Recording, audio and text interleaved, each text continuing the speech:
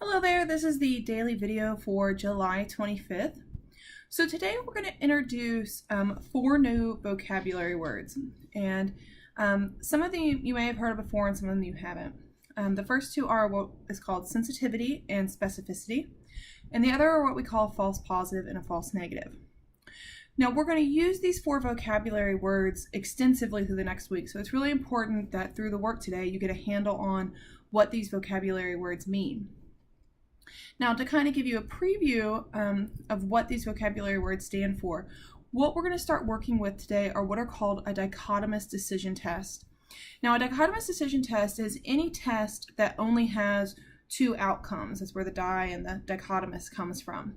So examples of these that we're going to work with are the field sobriety test, which you already saw.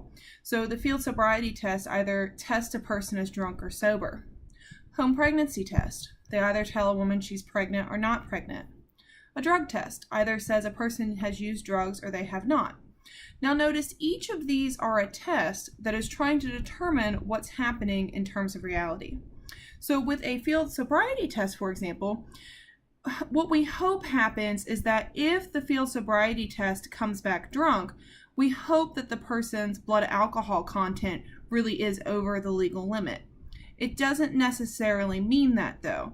If the test is a good one, then that's true. An example you're going to see a lot today in the notes is going to be the home pregnancy test. So you think a woman goes and she takes a home pregnancy test, and we've all seen the commercials with the stick, and the stick either says you're pregnant or you're not pregnant. And we hope that if that stick tests pregnant, then the woman is actually physically pregnant, and if that stick tests not pregnant, then we hope that the woman is really not pregnant. But the very first thing we need to realize is that there is a difference between what the outcome of the test says and what's actually going on in reality. If the dichotomous test is a really good one, then it matches up with reality. If it's not, we might have some issues. And so this is where our our 4 vocabulary words are going to come in today. So the first word is what we call sensitivity. And what sensitivity tells us is it's the test ability to predict positive outcomes. So in the sense of a field sobriety test, sensitivity occurs when the field sobriety test comes back drunk and the person's blood alcohol content really is over the legal limit. Specificity, on the other hand, is the other way a test can be correct, and that's what we call in the negative sense. So if the test comes back sober or not drunk, then we hope that the blood alcohol content really is below the legal limit. And then the other 2 vocabulary words you're going to look at today are what we call the false positive and the false negative. These are the 2 ways that the test can be correct. So a false positive in the field sobriety test example would be when the test comes back positive saying the person is drunk, but their blood alcohol content is really less than the legal limit. And then a false negative would be when the test comes back sober, but the person really is over the legal limit.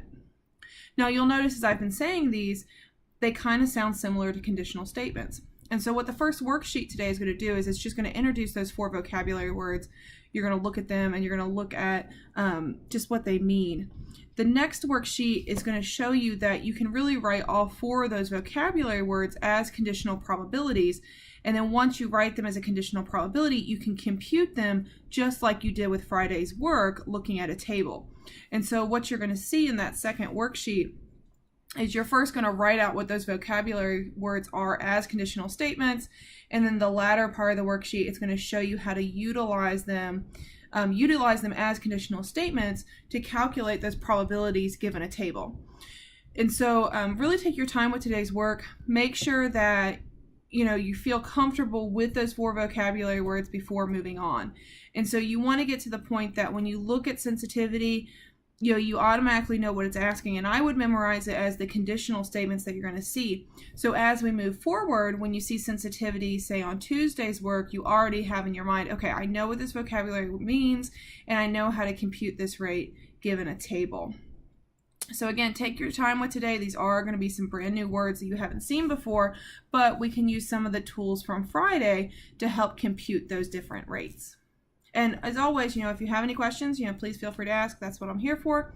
And I hope you have a great day.